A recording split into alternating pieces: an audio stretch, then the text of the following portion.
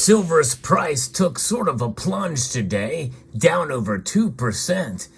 And we need to prepare, folks, for further drops in the weeks ahead. And I'm going to tell you why as we explore.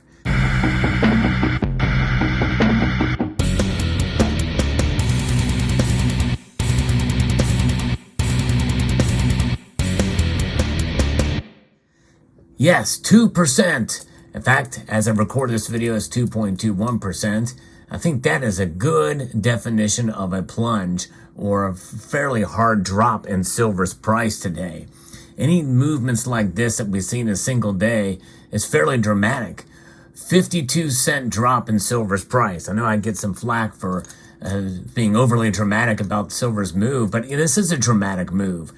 We usually don't see this, although we've been seeing it a lot more in the last couple of weeks here and into the fall of 2022 up until now. We've been seeing dramatic moves like this in the price, and that volatility is what we're talking about. It can't be understated enough. This is a big move today, folks, because if we see another move like this tomorrow, that's 4% in 2 days.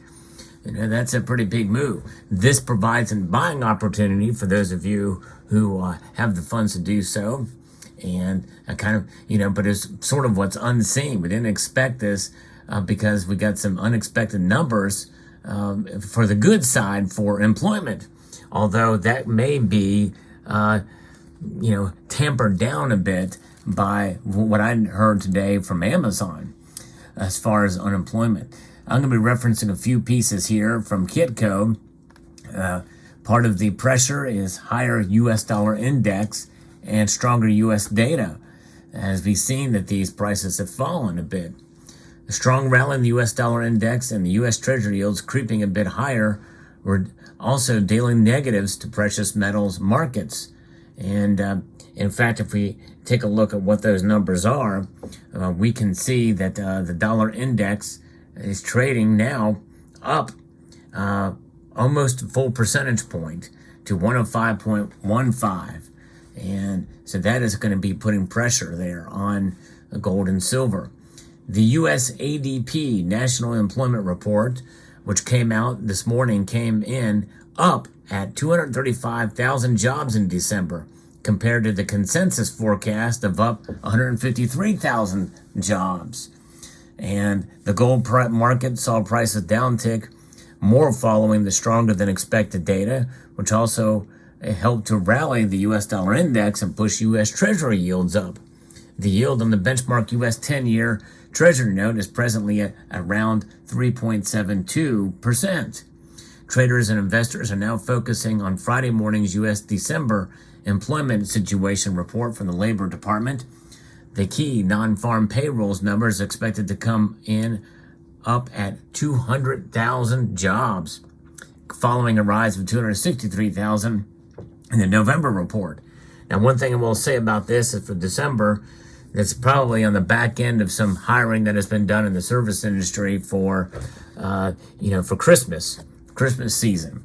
And so that very well could be that, we had a little better, but some of the data, some of the consumer spending has been down during that period of time. And we have to take into account what's happening here. More and more people are having to work in order to stave off inflation. And things are getting more expensive. People are needing to work more hours, find a second job in order to make ends meet. And that very well could play a role in it, as we are still dealing with high inflation. So the quality of those jobs is something that should be analyzed as well, and look at the U6 numbers and how many people are now. You're hearing more and more announcements in the tech sector, especially about people being laid off. We've heard about it from Silicon Valley, and just today a report came out from Amazon that they've hired too many people during the pandemic, so they're starting to lay off some folks. So that will come in on the next round of job numbers, my guess, and some of these others as well. People will be filing unemployment. So that is what we're going to probably be looking forward to, and unless there's something else that can breach up against that to counter that, we're probably likely going to see weaker numbers next time. But until such a time as that, be prepared for falling silver prices. We very well may see somewhat of a correction from today, and if it continues tomorrow, what have you, we'll see. And if we do see a correction, then they may just stay stable around $23 and change for a while, and they may stay low.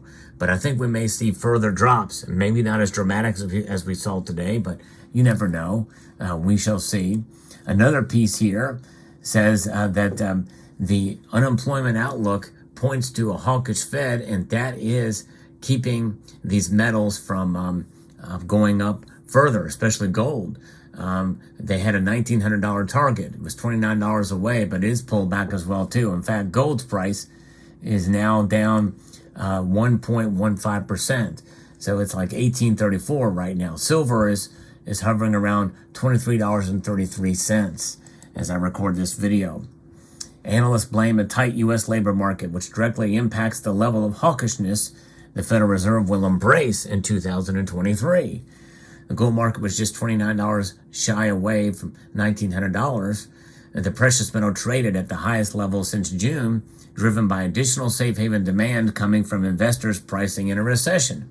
However, the momentum ran out of steam when the Federal Reserve December meeting minutes showed the Fed officials aligning with Powell's message that a restrictive policy stance would need to be maintained for some time. Fed officials confirmed their commitment to bringing down inflation and warned against unwarranted loosening of financial conditions, adding that they were worried about any misperception in financial markets around their actions. No participants anticipated that it would be appropriate to begin reducing the federal funds rate target in 2023, according to minutes released Wednesday. And this new job numbers really points to that. But now we're looking at these ADP. A strong hiring is what we're looking at there. 235,000 positions were added last month. That's going to only bolster their hawkish stance, which means that their hawkish stance, and they're continuing to raise rates at 50 basis points, maybe even longer than expected, or at least of what they say. That's going to probably put pressure on gold and silver from here on out until they slow down even more or stop.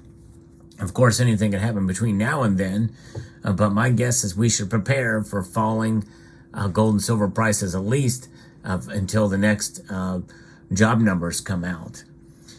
But they also say that the economy is clearly weakening, but the labor market refuses to break, according to Edward Moya, senior market analyst at Oanda. The strong ADP data could be a precursor to the highly anticipated Friday's non-farm payrolls number for December, which has significant implications for gold. Over the past several months, the official number has beaten ADP's number, usually by a lot. So that's another reason why we might see it, because that number is coming out tomorrow, Friday. And so be prepared. We could end the week with much lower. In fact, we very well could see silver fall below $23 by tomorrow if it does beat the ADP numbers. Market consensus calls project that the U.S. economy added 200,000 positions last month, and the unemployment rate remained at 3.7%. Stronger than expected data print will weigh on gold, boosting hawkish Fed rate hike expectations, while any disappointment will help gold maintain its rally above 1850, but I don't think that's going to happen.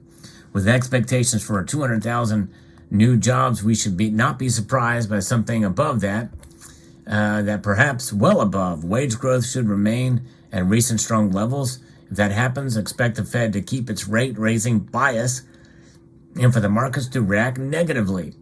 Now, think about this. A weaker economy but high jobs. What is the Fed's purpose? The Fed's purpose is to keep a stable dollar and stable employment. So they're running a fine line here. Why are more people working? Well, they're kind of being forced back to work because of inflation. So they're taking on second jobs or whatever, as I mentioned earlier. That's the thing we have to keep in mind, folks. Things are not okay in the economy by any stretch. And by the way, inflation is going to be a bear. all of this money printing that they've been doing, and really we're still have not fully, I don't think we have fully even seen the effects of the first 3 rounds of quantitative easing, much less what happened with QE4 and the CARES Act and all of that. There's some money from the CARES Act that still has not been spent yet. That was the pandemic. That was 2020, 2021. If all that currency comes back from Europe, and especially these other nations, including some of our friends, get tired of the dollar and the inflation that's happened, they're going to want to get rid of their dollars.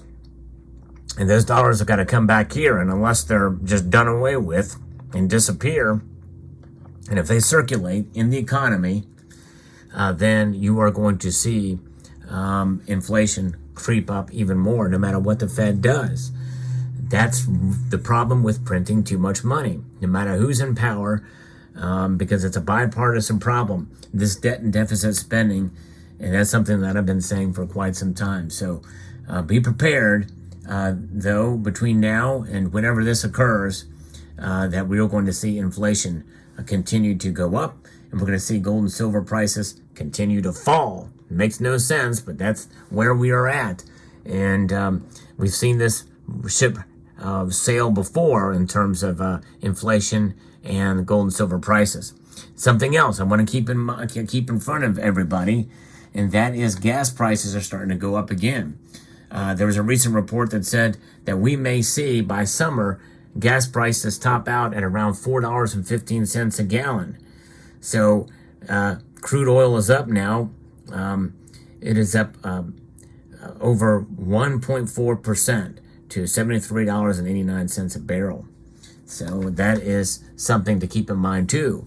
How will that affect the inflation numbers when they come out? No matter what the job numbers show, which means that the Federal Reserve is just going to continue to do what they do and prepare for it. So in the end, it matters not what the price is of gold and silver. It matters what the value of them are. We understand value at a low price. There's not many people that do. Not many people grasp that concept. So I want you to keep that in mind and realize that you're doing the right thing by holding gold and silver. And again, only invest in what you can understand. And so have a good understanding of silver and how the silver market works. I hope I've helped explain some of that here in this video and in other videos to come. I'd like to extend a multitude of gratitude to you all for taking the time to watch, and to encourage you to please rate, share, comment, and subscribe.